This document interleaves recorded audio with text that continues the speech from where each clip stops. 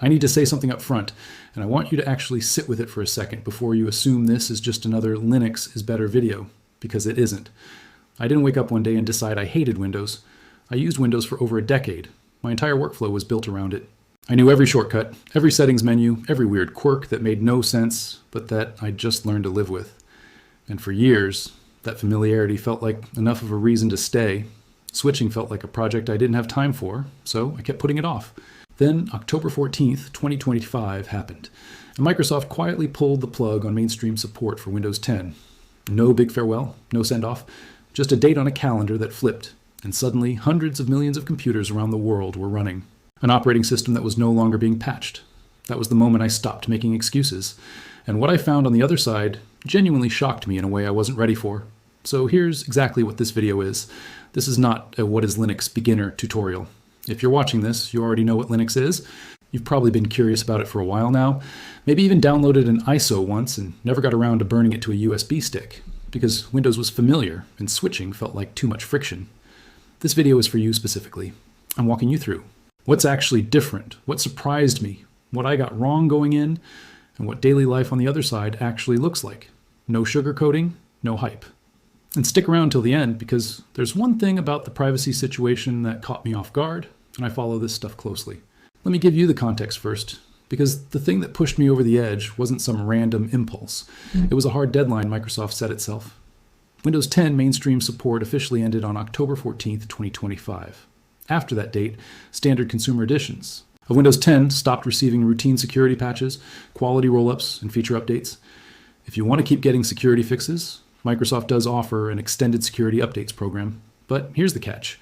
Consumer ESU only extends protection through October 13th, 2026, so it's a one-year bridge at best, and enrollment requires signing into a Microsoft account. So you're either paying or handing over more account access for a single extra year on a platform that's already been declared dead. That's not a fix. That's Microsoft charging you rent on a house it's about to demolish. Now, the obvious question is, why not just upgrade to Windows 11? Here's the problem. Windows 11's hardware requirements, specifically TPM 2.0 and a fairly recent CPU baseline, effectively orphaned a massive slice of the world's existing PCs.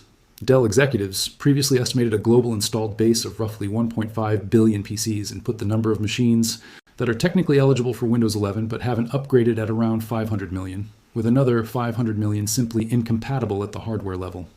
Sit with that for a second. 500 million functioning computers declared obsolete, not because they stopped working, but because they didn't check a firmware box. These machines still boot, they still browse, still play video, still handle spreadsheets, fine. They're just no longer welcome on the latest version of the operating system they were sold to run. That was the environment I was standing in when I finally decided to make the jump. And I'll be honest, the fear was real. Not fear of Linux as a concept, but fear of disruption. You spend years building a workflow. You know where your files live, which app does what, which keyboard shortcut saves you 30 seconds 50 times a day. The idea of starting over on something unfamiliar felt like a cost I wasn't ready to pay. What I didn't realize at the time was that I was already paying a different cost every single day on Windows, and I just normalized it so completely I couldn't see it anymore. Let me describe what daily life on Windows 11 had quietly become, because I think a lot of you will recognize this immediately. Forced update reboots, landing once or twice a week, each one eating 15 to 20 minutes, and derailing whatever you were in the middle of. Background processes and telemetry idling in the 5 to 15% CPU range before you've even opened an app. Add it all up over a year, and you're looking at somewhere around 40 to 50 hours lost purely to forced maintenance. And that's not counting the mental cost of losing your train of thought every time a restart prompt appears at the worst possible moment. That's more than a full work week gone, because your operating system decided its schedule mattered more than yours. I started tracking my own numbers after reading that figure, and honestly, they weren't far off. And that's before we even get to the part about your data, which I'm going to go deep on later, because what I found there is the part that actually changed how I think about this whole industry. This is the environment that led me to finally install Linux Mint 22.3, codenamed Xena, which came out in mid-January 2026 as a long-term support release, meaning it's supported all the way through April 2029. And within the first 48 hours, something clicked that I had known intellectually for years, but had never actually felt. There's no telemetry running by default, no forced Microsoft account, no advertising baked into the start menu, just an operating system that does what you tell it to do and nothing else. The first morning I sat down at that desktop and realized nothing was quietly phoning home, nothing was logging my usage patterns, nothing was nudging me toward a subscription I didn't ask for. That quiet felt strange, not bad strange, just genuinely unfamiliar after years of Windows. And I want to be clear, this isn't just me and a handful of enthusiasts having a moment. The Windows 10 cutoff has produced one of the clearest inflection points the desktop market has seen in years, with everyone from budget-conscious households to hobbyist creators testing Linux rather than buying new hardware or paying for a temporary Microsoft security bridge. Depending on which source you look at, Linux's global desktop share sat somewhere around 3 to 4.7% by early 2026, with Steam's own hardware survey recording a record high above 5% of active users in March 2026. That might sound small, but do the math against a global user base measured in billions, and that's tens of millions of people who made the same jump I did. The question I kept asking myself before switching was simple. Is the difference actually dramatic, or is it just different for the sake of being different? Now that I've spent real time on the other side, I can give you an honest answer. It's not subtle, it's dramatic, and this section is about exactly why. The first thing that hits you is boot time, and not in a subtle way. In a way that makes you wonder what Windows was actually doing during all those minutes you spent staring at a spinning logo. On my machine, a mid-range laptop with an 8th generation Intel Core i5, 8GB of RAM, and a standard SSD, Windows 11 was consistently taking 55 seconds to over a minute to reach a genuinely usable desktop. And I mean usable, not the moment the wallpaper loads, while a dozen background processes quietly spin up behiint it. Linux Mint, on that exact same hardware, reaches a fully usable desktop in under 20 seconds. That gap isn't a benchmark stat on a spreadsheet. You feel it every single morning. Boot time is actually the least dramatic part of the story. RAM usage is where it gets hard to explain to someone who hasn't seen it firsthand. Windows 11 routinely idles at 2 to 3 GB of RAM used before you've opened a single app. Linux Mint, with a Cinnamon desktop, idles somewhere around 500 mallotters to 1 GB on the same hardware. On my 8 GB machine specifically, Windows was sitting around 2.8 GB at idle, while Mint sat around 700 milliliter. That's not a minor efficiency win. That's your operating system handing back almost 2 GB of memory it was previously consuming without asking or explaining why.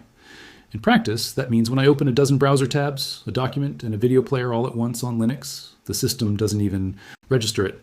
Do the same thing on Windows 11, and I'd watch RAM climb towards 7 GB with the same unmistakable lag that comes from a system running out of headroom. Multitasking on Linux feels less like managing a limited resource and more like the computer just does what you ask without negotiating for permission first. Now let's talk hardware compatibility, because this is where a lot of you have a legitimate worry, and I want to be precise rather than dismissive about it. When I first booted the Mint Live USB, I was honestly braced for the classic horror stories. Wi-Fi not detected, GPU issues, a touchpad that behaves like it's possessed. Those stories are real, but they're mostly 5 or 6 years old at this point. What actually happened on my machine: Wi-Fi connected on first boot, audio worked, display resolution was correct out of the gate, touchpad, gestures worked. The only manual step was installing the proprietary NVIDIA driver, and Mint's built-in driver manager handled that in about 4 minutes with one click. Where you can still hit friction in 2026 is on brand new or niche hardware, certain Broadcom Wi-Fi, chips, some gaming peripherals, and the very latest GPU architectures, where Windows drivers land first. But for machines that have been in service for 2 to 8 years, which describes most people's laptops, the hardware experience is honestly unremarkable. And unremarkable is exactly what you want from an operating system.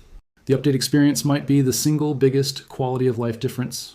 On Windows 11, updates happen to you. The system decides when to download, often while eating bandwidth you're actively using, then drops a restart prompt at the worst possible moment. And if you decline enough times, it eventually just does it anyway. On Linux Mint, the update manager notifies you, and you decide when to apply updates. Reboots are almost never required for routine package updates. In months of daily use, I've rebooted for a kernel update maybe twice, both times on my schedule, not the system's. And on the software question, the assumption that switching means giving up your tools, that assumption is mostly outdated now. LibreOffice opens Word, Excel, and PowerPoint files cleanly. Firefox and Chromium run natively. Spotify, Discord, Zoom, VLC all have native Linux clients. DaVinci Resolve ships a fully featured Linux build. Even Microsoft ships VS Code for Linux, and Microsoft 365 works fine through any modern browser. The real gap left today is narrow: Adobe's Creative Suite, certain CAD platforms, and games running kernel-level anti-cheat. If none of those define your workflow, you may not notice the gap at all. Now, I want to spend this entire section on privacy, because I genuinely think it's the most underreported part of this whole conversation, and I say that as someone who already considered himself reasonably informed on the topic. When I actually sat down and audited what Windows 11 sends out of my machine, not through some conspiracy forum, but through actual network monitoring and Microsoft's own published documentation, the picture that came together was uncomfortable. I wasn't prepared for how far it actually went. Let's start with what Microsoft openly discloses, because even the openly admitted version is enough to make you pause. By default, Windows 11 sends telemetry on how your device is used, which apps you open, and how often you use specific features. Microsoft frames this as being for quality improvement, but the key detail is that it cannot be fully disabled using the standard settings tools available to a normal user. On top of that, Windows requires binding to a Microsoft account, integrates deeply with OneDrive, and shows personalized advertisements directly in the Start menu. Read that last part again, slowly. Your operating system, not a website, not a third-party app, the actual system you paid for, or that came bundled with your hardware, is serving you ads generated from behavioral data collected about how you use your own computer. That's not a privacy footnote. That's a core piece of the platform's business model. And the cannot fully disable it part is where this stops being a minor annoyance and becomes something structural. There are toggles. There's a privacy dashboard. But underneath those toggles, telemetry continues flowing at the network level. Windows collects data on your hardware, performance, app usage, and error reports by default. Some of it is anonymized. But if you're signed into a Microsoft account, certain Microsoft apps can tie location and activity data directly back to that account, and you can reduce what's shared. You can't turn it off entirely on consumer editions. That's not a setting you missed. That's a deliberate architectural decision that consumer Windows doesn't offer a genuine full opt-out. Then there's recall, which is still arguably the most controversial feature Microsoft has shipped in years. Recall is the AI-driven system tied to the Copilot Plus PC push that periodically screenshots your screen and indexes the content so you can later search your own activity history. The pitch is productivity. The reality is your operating system building a continuous visual log of everything that ever crossed your display. When it was first announced back in 2024, the security backlash was intense enough that Microsoft delayed the rollout and reworked parts of the implementation, but the feature still exists, and it's still being pushed as part of the AI PC strategy. The instinct behind building it in the first place tells you a lot about the direction Microsoft's product philosophy is heading, and that direction hasn't reversed. Copilot integration keeps expanding, and more of it depends on cloud processing rather than anything staying local to your machine. Edge, meanwhile, has a long documented pattern of continuing to collect browsing behavior even when users believe they've turned tracking off. What genuinely surprised me in the other direction, a handful of apps I use daily actually ran more stably on Linux than they ever did on Windows. And that's a conversation that doesn't come up nearly often enough in these discussions. And overall, system stability, the kind where you don't think about the OS at all because it's just quietly doing its job in the background, was consistently better than what I'd normalized on Windows without realizing it. So here's where I actually land on this months in. This isn't a nostalgia trip or a tech purist stance. It's simply this, an operating system that boots in under 20 seconds instead of a full minute, that idles at under a gigabyte of RAM instead of nearly 3, that lets you decide when to reboot instead of deciding for you. And that doesn't quietly turn your daily habits into advertising inventory. That's not a marginal upgrade. That's a fundamentally different relationship with the machine you use every single day. And with Windows 10 support already gone, and the clock on that 1-year extended security update bridge actively ticking down toward October 2026, this isn't really a someday decision anymore for a huge number of people. It's a this year decision, whether they've realized it yet or not. If you're sitting on one of those roughly 500 million machines that Windows 11 has quietly declared too old to matter, or you're just tired of an OS that treats your attention and your data as something to be monetized, I genuinely encourage you to grab a spare USB drive, download a Linux Mint ISO, and just try the live session before you install anything. You lose nothing by testing it. Boot from the USB, poke around, check your Wi-Fi, check your specific apps against something like ProtonDB if gaming matters to you, and see for yourself whether the difference I've described here actually holds up on your own hardware. It took me years of putting this off before an external deadline finally forced my hand. You don't need to wait for a deadline. You can just try it this weekend. If this actually helped you understand what switching looks like in practice, drop a comment with your setup. I want to know what's still keeping people on Windows in 2026 and whether it's habit, software, or something I haven't covered here. And if you found this useful, subscribe.